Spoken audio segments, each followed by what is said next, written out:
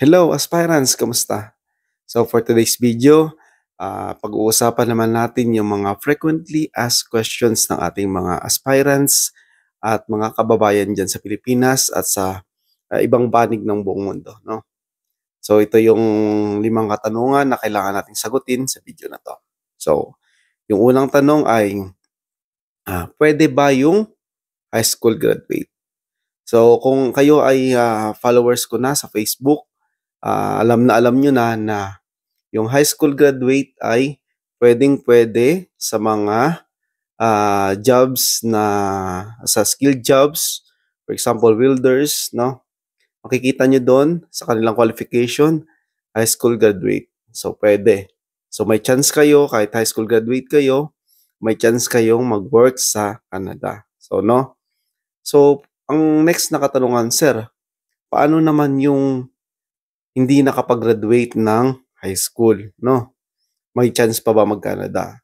So, sa mga hindi naman po nakapag-graduate ng high school kasi yun talaga yung minimum requirement ng education 'no, educational, requirement ay high school graduate. Kung ikaw naman ay hindi nakapag-graduate ng high school, merong tinatawag na ALS, certification.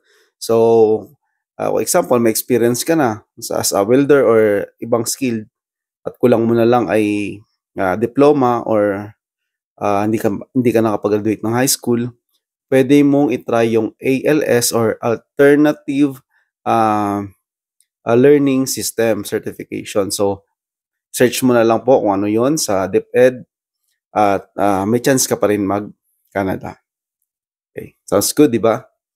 So, yung pangalawang katanungan naman na ating sasagutin ay, puwede po ba yung may tattoo?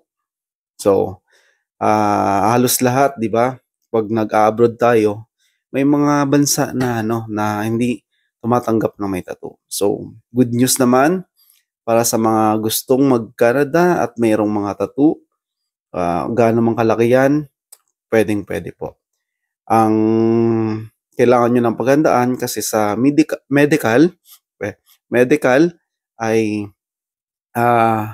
may ekstrang bayad lang, pero hindi naman kalaki 'yan, kayang-kaya naman ng budget niyo. So, sa pagkakaalam ko 2,500 or 1,500 yung, additional na bayad sa medical 'pag may tattoo, yan. So, yung pangatlong katanungan naman ay, puwede ba ang late registered na birth certificate? So, itong katanungan na 'to ay, sinearch ko rin nung nag-a-apply ako sa Canada pero, wala talaga akong makitang ano, nagba-vlog na puwede bang ano, yung late registered? Wala. Kaya habang nag-a-apply ako sa ano, sa mga agency or papuntang Canada, kinakabahan din ako baka magka-conflict sa aking, birth certificate kasi late registered din ako. So, ah, sa awa ng Diyos ay, ang late, registered pala na birth certificate ay puwedeng-puwede, 'pag nag-a-apply sa Canada. So, good news niyan para sa mga, late registered katulad ko, 'no? So, ang pang-apat na katanungan naman na ating sasagutin ay, need ba ng IELTS? So, ang IELTS ay kailangan lang sa ibang mga job position, 'no? 'Pag may nakita kayong, qualification or job qualification, nilalagay naman nila 'yan sa mga job qualification kung kailangan ng IELTS. Kung walang nakalagay do'n, so no need po 'yun. So sa case namin, hindi po kami nag-take ng IELTS. So may mga job position na kailangan ng IELTS, may job position na wala. So depende po 'yun sa ina-applyan niyong job position 'no.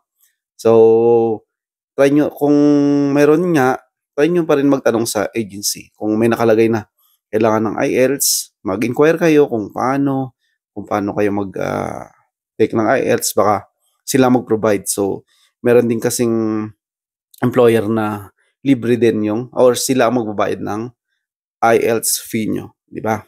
So, gano'n lang 'yan.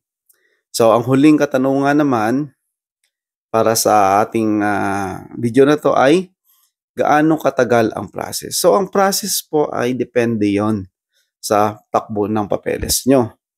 So, mostly, sa mga nababasa ko at napapanood ko, ang katagalan ng process sa papunta sa Canada ay 6 pataas. 6 months pataas. So, sa case namin, umabot kami ng almost 9 months after kaming nakapasa ng interview. So, yun yung start ng nakapasa ng interview, August, nakaalis kami April. So, mga almost 9 months kami nag-process. So, yun lang for today's video. Sana nasagot ko yung iba nyong katanungan. So, salamat and God bless.